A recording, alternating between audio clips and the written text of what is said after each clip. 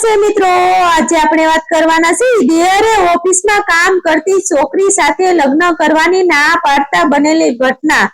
ઘરમાં સાંજનો સમય હતો। સાનો કપ હાથમાં લઈને હું ગેલેરીમાં બેઠો હતો અને મનમાં એક જ વિચાર ઘૂસતો હતો, હું ઓફિસમાં નોકરી કરતી છોકરી સાથે લગ્ન નહીં કરું।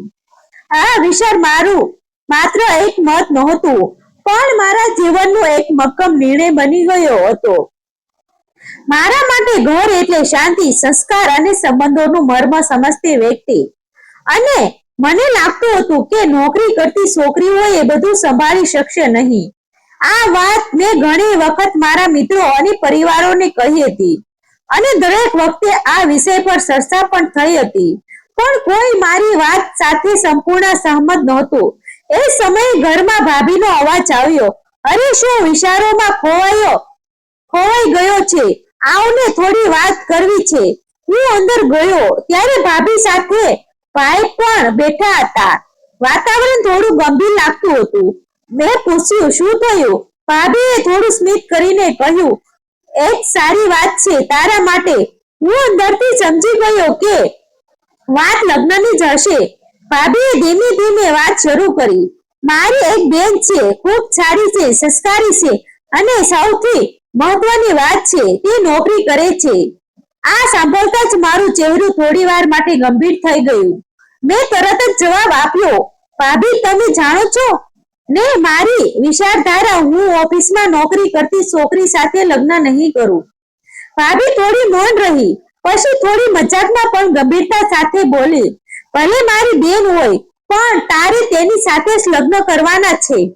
આ વાત સાંભળીને મને થોડી અચંબો પણ લાગ્યો અને ગુસ્સો પણ આવ્યો। મેં કહ્યું, આ શું વાત થઈ? હું મારી પસંદગી વિના કેવી રીતે લગ્ન કરી શકું? ભાઈએ પણ વચ્ચે બોલતા કહ્યું, એકવાર મળીને તો જો, નિર્ણય પછી લેજે। હું અંદરથી થોડી કચવાટ અનુભવી રહ્યો હતો। એક તરફ મારી પોતાની વિચારધારા અને બીજી તરફ પરિવારોનું દબાણ, આ વચ્ચે હું ફસાઈ ગયો હતો। થોડા દિવસો પછી મને તે છોકરી સાથે મળવા માટે કહેવામાં આવ્યું। મનમાં અનેક પ્રશ્નો અને શંકાઓ સાથે હું મળવા ગયો। જ્યારે મેં તેને પ્રથમવાર જોઈ ત્યારે એક ક્ષણ માટે હું મૌન થઈ ગયો। તે ખરેખર દેખાવડી હતી, પરંતુ માત્ર દેખાવ નહીં, તેના ચહેરા પર એક શાંતિ, એક આત્મવિશ્વાસ અને એક સંસ્કારનો પ્રકાશ હતો। અમે બંને એકબીજા સાથે બેઠા। શરૂઆતમાં થોડી અજીબ લાગણી હતી, પણ પછી ધીમે ધીમે વાત શરૂ થઈ।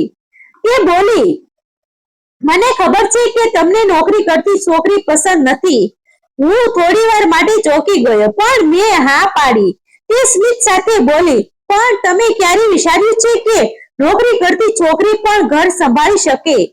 તેની આ વાતે મારા મનમાં એક નવો વિચાર જન્મ્યો। હું બોલ્યો, હા, પણ મારી માન્યતા છે કે ઘર માટે સમય આપવો જરૂરી છે। તે શાંત રીતે બોલી, અને જો બંને મળીને ઘર અને કામ બંને સંભાળી શકીએ તો? તેની આ સરળ વાતે મને વિચારમાં મૂકી દીધો। તેની વાતોમાં એક ગહનતા હતી જે મારા મનને સ્પર્શી રહી હતી। આ મુલાકાત પછી હું ઘરે પાછો આવ્યો, પણ હવે મારું મન પહેલા જેવું મક્કમ નહોતું। હું સતત તેના વિશે વિચારતો રહ્યો, તેની વાતો, તેનો આત્મવિશ્વાસ અને તેની સમજદારી, પરંતુ બીજા બાજુ મારું જૂની માન્યતાઓ પણ મને છોડતી નહોતી। ઘરમાં હવે દબાણ વધતું જતું હતું। ભાભી રોજ વાત કરતી, તમે જોઈ લીધું ને, હવે શું વિચારશે? ભાઈ પણ સમજાવતા, જીવનમાં થોડું બદલાવ જરૂરી છે। એક દિવસ તો ભાભીએ સીધું કહી દીધું, આખરે પરિવાર માટે ક્યારે પોતાનો નિર્ણય બદલવો પડે। આ શબ્દોએ મને અંદરથી હલાવી દીધો। હું આખી રાત ઊંઘી શક્યો નહીં। મારા મનમાં સતત એક જ યુદ્ધ ચાલતું હતું, શું હું સાચો છું કે પરિવાર? અંતે એક દિવસ મેં નિર્ણય લીધો।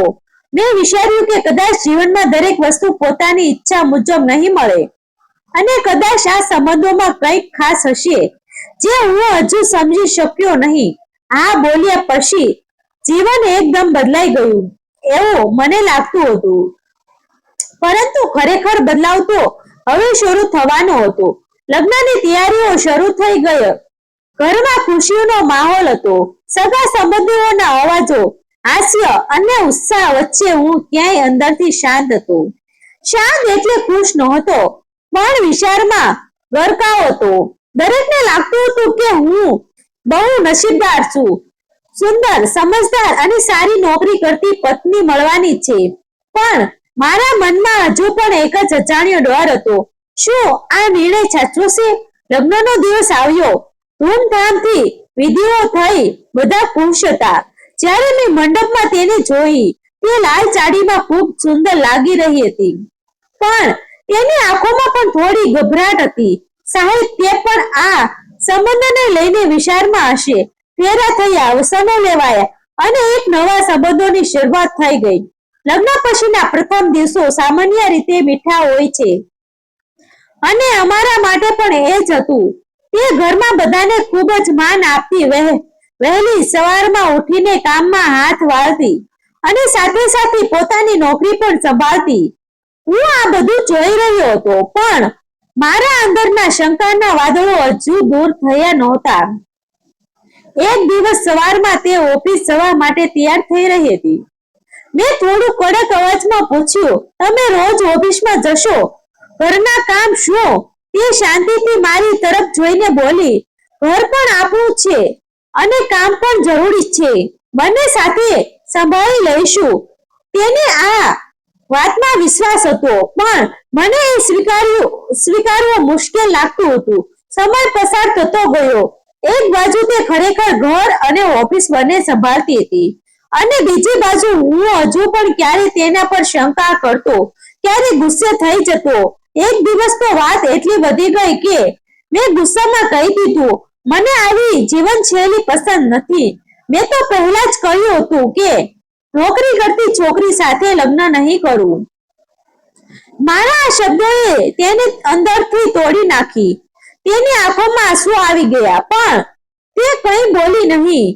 તે દિવસ આખો ઘરનું વાતાવરણ ભારે થઈ ગયું. રાત્રે જ્યારે હું રૂમમાં ગયો, તે બારી પાસે ઊભી હતી. તેને ધીમે અવાજમાં કહ્યું, જો તમને આ સંબંધોમાં ખુશી નથી તો હું નોકરી છોડી દઈશ. પરંતુ એક વાત યાદ રાખજો, સંબંધોમાં સમજણ જરૂરી છે, બલિદાન નહીં. તેના આ શબ્દો મારા દિલમાં ગુંજી ગયા. મેં પહેલીવાર વિચાર્યું કે કદાચ હું જ ખોટો હતો. તે પોતાનું સપનું, પોતાની ઓળખ કંઈ છોડી દેવા તૈયાર હતી, માત્ર આ સંબંધ માટે. અને હું તો માત્ર મારી માન્યતાઓમાં જ અટક્યો હતો. તે રાતે હું ઊંઘી શક્યો નહીં. મેં પાછલા બધા પળો યાદ કર્યા. તેની સમજદારી, તેનું ઘર પ્રત્યેનું સમર્પણ અને મારી પોતાની હઠ. મને સમજાયું કે જીવનમાં સાથીદાર એ જ માત્ર ઘરમાં રહેતી વ્યક્તિ નથી, પરંતુ એવી વ્યક્તિ છે જે તમારા સાથે ચાલે, તમને સમજે અને તમારા માટે પોતાના સપનાઓ પણ બદલવા તૈયાર રહે. બીજા દિવસે સવારે મેં એક નિર્ણય લીધો. જ્યારે તે ઓફિસ જવા માટે તૈયાર થઈ રહી હતી, ત્યારે મેં તેને રોકી. તે છોડી આશ્ચર્યમાં પડી. તે ધીમે અવાજમાં કહ્યું, તમે નોકરી છોડી નહીં દો. મને હવે સમજાયું કે તમારું કામ પણ એટલું પણ મહત્વનું છે જેટલું ઘર. અને હું હવે તમારા સાથે ચાલવા તૈયાર છું. તેની આંખો ખુશીના આંસુ આવી ગયા. તે બોલી, આ સાચો સંબંધ છે જ્યારે બંને એકબીજાને સમજતા હોય. આ દિવસ પછી અમારા જીવનમાં સાચો બદલાવ આવ્યો. હવે અમે બંને સાથે મળીને જીવન જીવતા હતા, ઘર પણ સંભાળતા અને સપનાઓ પણ પૂરા કરતા. મને હવે સમજાયું કે સંબંધો માત્ર પોતાના શરતો પર નહીં, પણ સમજણ અને પ્રેમ પર ચાલે છે. સમય જતાં અમારી વચ્ચેનો પ્રેમ વધુ ગાઢ બન્યો. હવે હું ગર્વથી કહી શકું કે મારી પત્ની નોકરી કરે છે, કારણ કે તે માત્ર કમાણી કરતી નથી, પરંતુ અમારા સંબંધોને મજબૂત પણ બનાવે છે. અને અંતે જે નિર્ણય તે દબાણમાં લઈને કર્યો હતો, તે અમારા જીવનનો સૌથી સુંદર નિર્ણય સાબિત થયો. કારણ કે ત્યારે જીવન આપણને જે રસ્તે લઈ જાય છે, તે રસ્તો જ સાચો હોય છે, ભલે આપણે શરૂઆતમાં તેને સ્વીકારવા તૈયાર ના હોય. મિત્રો, આવા સત્ય આધારિત આવા જ વિડીયો જોવા માટે અમારી ચેનલ સાથે બન્યા રહેજો. અમારી ચેનલને સબસ્ક્રાઇબ કરી દેજો.